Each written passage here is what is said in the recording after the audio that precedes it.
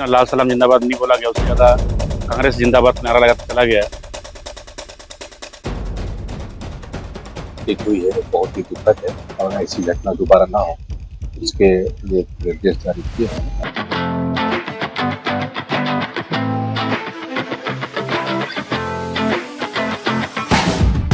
बीजापुर के तोयनार गांव में भाजपा के वरिष्ठ नेता की माओवादियों के स्मॉल एक्शन टीम के द्वारा हत्या के बाद भाजपा नेता के छोटे भाई और घटना के चश्मदीद रहे शंकर कटला का बयान आ रहा है कि माओवादियों के स्मॉल एक्शन के टीम के जो मेंबर जिन्होंने हत्या की घटना को अंजाम दिया था, उन्होंने माओवादी जिंदाबाद के नारे लगाने के बाद, लाल सलाम जिंदाबाद के नारे लगाने के बाद जय कांग्रेस के भी नारे लगाए थे। इस वाकये को लेकर के पूर्व मंत्री महेश गागड़ा ने भी तीखी प्रतिक्रिया देते हुए कांग्रेस पर आरोप लगाया कि कांग्रेस पार्टी माओवादियों से मिली हुई है। हमने बहुत ही अनमोल और अभिन्न मित्र भी खोया है और साथ में परिवार के सदस्य भी थे। तो घटना हुआ बड़ा निंदनीय है, लेकिन घटना के बाद जिस तरह से परिवार के लोगों ने या प्रतिनिधियों ने बताया, कल रात से लेकर अभी तक जो बातचीत में आ रहा है, लाल सलाम जिंदाबाद के बाद कांग्रेस जिंदाबाद की नारा, जितना लाल सलाम जिंदाबाद नहीं बोला गया उससे ज़्यादा कांग्रेस जिंदाबाद का नारा लगाकर चला गया। और हम लगातार बात करते कह रहे हैं कि टारगेट किलिंग है और चुनाव से पूर्व भी इस तरह से बात आ रही है कि उसके परिवार लोग बता रहे हैं कि बात आई थी कि पार्टी छोड़ दो ना, अंजाम ठीक नहीं होगा। तमाम विषय है। आज माननीय सरकार के मंत्री और प्रभारी मंत्री भी सामान्य केदार कश्यप भी आए थे, उनको अवगत करा दिया गया है। और चूँकि लगातार विगत 2-3 साल से भारतीय जनता पार्टी के कार्यकर्ताओं पर टारगेट किलिंग किया जा रहा है और कहने की मुझे लगता है कि इसमें राजनीतिक श्रेय है और नस्ली का रुख देने की कोशिश किया जा रहा है। और मुझे लगता है कि कांग्रेस का निचले तबका और संगम सदस्य ग्रुप और कांग्रेस के नेताओं में काफ़ी गहरा संबंध भी देखने को मिल रहा है। ये तमाम चीज़ों को लेकर हम निश्चित तौर पर एक डेलीगेशन जल्दी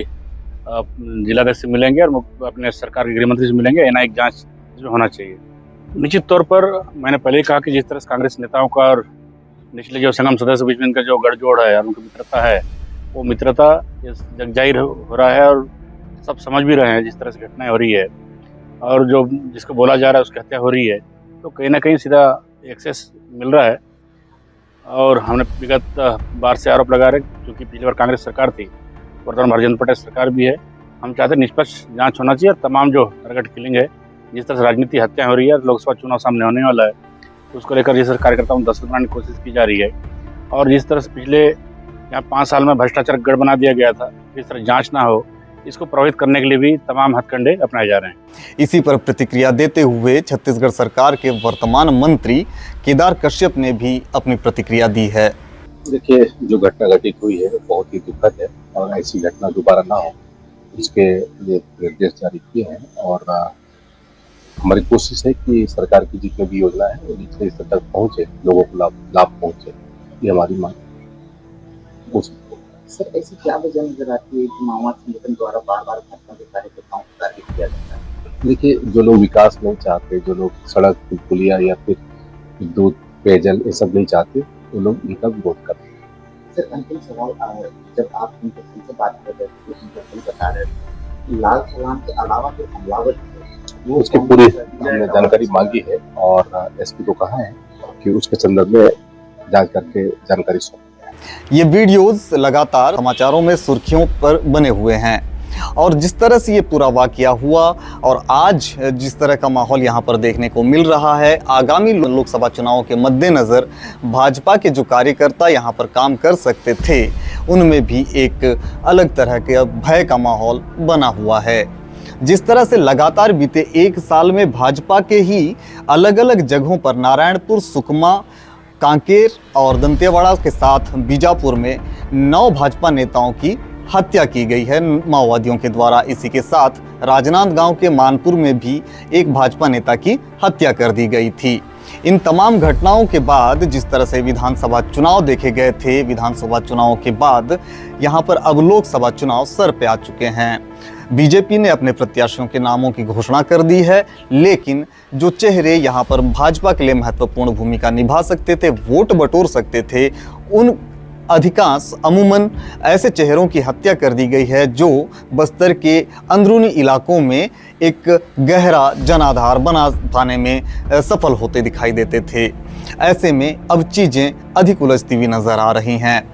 पूर्व मंत्री महेश गागड़ा और छत्तीसगढ़ सरकार में वर्तमान मंत्री केदार कश्यप के इस बयान के बाद कि कांग्रेस और माओवादी मिले हुए हैं, बीजापुर विधायक विक्रम शाह मंडावी ने अपनी प्रतिक्रिया देते हुए कहा है कि यहाँ पर इस समय ये मामला राजनीति करने का नहीं है, पटाक्षेप करने का नहीं है, ये मामला इस समय शोक व्यक्त करने का है। यहाँ पर जिस तरह से चीज़ें सामने आ रही हैं, लगातार यहाँ पर भाजपा की सरकार जब से छत्तीसगढ़ में सत्ता पर आई है, माओवादियों के विरुद्ध एक अलग तरह का युद्ध छेड़ दिया गया है। हालांकि यह युद्ध सालों से चलता आ रहा है, लेकिन केंद्र में जिस तरह से अमित शाह का बयान आया था, उसके बाद छत्तीसगढ़ सरकार में भी माओवादियों के खिलाफ अभियानों में तेजी लाई जाने की प्रक्रिया देखी जा रही है। इसी के मद्देनज़र पुवर्ती में भी कैंप खोला गया और साथ ही साथ टेकुलगुड़ेम, जहां पर 4 अप्रैल 2021 को 22 जवानों की शहादत हुई थी, वहां पर भी एक कैंप खोल दिया गया है। माओवादियों से इस लड़ाई में लगातार माओवादियों के उन आधार क्षेत्रों में कैंप खोले जाने की योजना बनती जा रही है जहां पर माओवादी अपनी पैठ पिछले 30-40 सालों से लगातार बरकरार रखे हुए हैं। हालांकि नक्सल मामलों के जानकार ये बताते हैं कि जिस तरह से माओवादियों की स्मॉल एक्शन टीम्स के द्वारा भाजपा नेताओं की हत्याएं की जा रही हैं, कहीं ना कहीं उसका एक पहलू ये भी हो सकता है कि आगामी लोकसभा चुनाव के मद्देनज़र कहीं भाजपा को बस्तर से बढ़त ना मिले, इसके लिए उनके ऐसे लोगों की हत्या करना ज़रूरी हो जा रहा है जहां से उन्हें वोट मिल सकता है, यानी कि भाजपा को बढ़त मिल सकती हो। लेकिन इन तमाम चीज़ों के बावजूद जो चीज़ें यहाँ पर बीजापुर में एटलीस्ट हम देख रहे हैं, यहाँ भाजपा के वरिष्ठ नेता तिरुपति कटला की हत्या के बाद बीजापुर जिले में एक तरह से शोक और मातम का माहौल पूरे दिन भर छाया रहा। कल अंत्येष्टि के बाद भी यहाँ के प्रतिष्ठान लगातार बंद रखे गए थे और दूसरी तरफ एक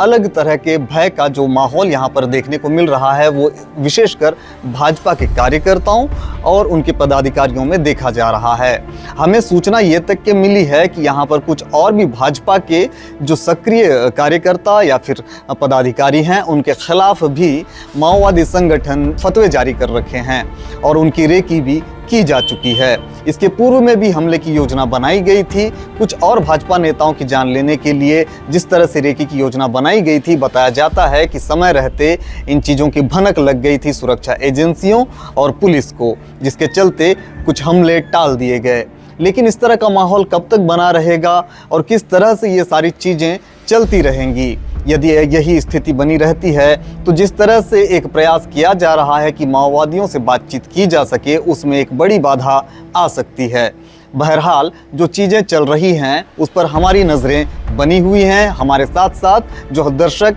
लगातार हमें देखते हैं वो जानते हैं कि यहाँ पर नक्सल मामला इतना ही नहीं है, बल्कि इसके आगे भी ये लड़ाई चलती रह सकती है। चूंकि यहाँ पर कैंप खोले जाने की कवायदें तेज की जा चुकी हैं, इस मद्देनज़र भी अब ये चीज़ें देखने लायक रहेंगे कि आगामी जो 5 साल रहेंगे कि अभी जो लोकसभा के चुनाव होंगे, केंद्र में किसकी सरकार आएगी और माओवादी हिंसा पर या फिर माओवादी गतिविधियों पर रोक लगाने या फिर जो माओवादी संगठनों के द्वारा मांगें की जाती हैं उन मांगों पर विचार करने के लिए, या फिर इस क्षेत्र में जिस तरह से जल, जंगल और ज़मीन की लड़ाई की बात की जाती है, क्या वाकई वो चीज़ें धरातल पर साफ साफ दिखाई देती हैं। इन तमाम चीज़ों को एक विस्तृत दृष्टिकोण से देखने के लिए क्या कोई सरकार कदम उठा पाएगी, ये चीज़ें तो लोकसभा चुनाव के परिणाम के बाद ही, शपथ ग्रहण जब हो जाएगा तो कौन वहाँ पर प्रधानमंत्री की कुर्सी पर बैठेंगे और जो केंद्रीय गृह मंत्री होंगे उनका रुख क्या होगा,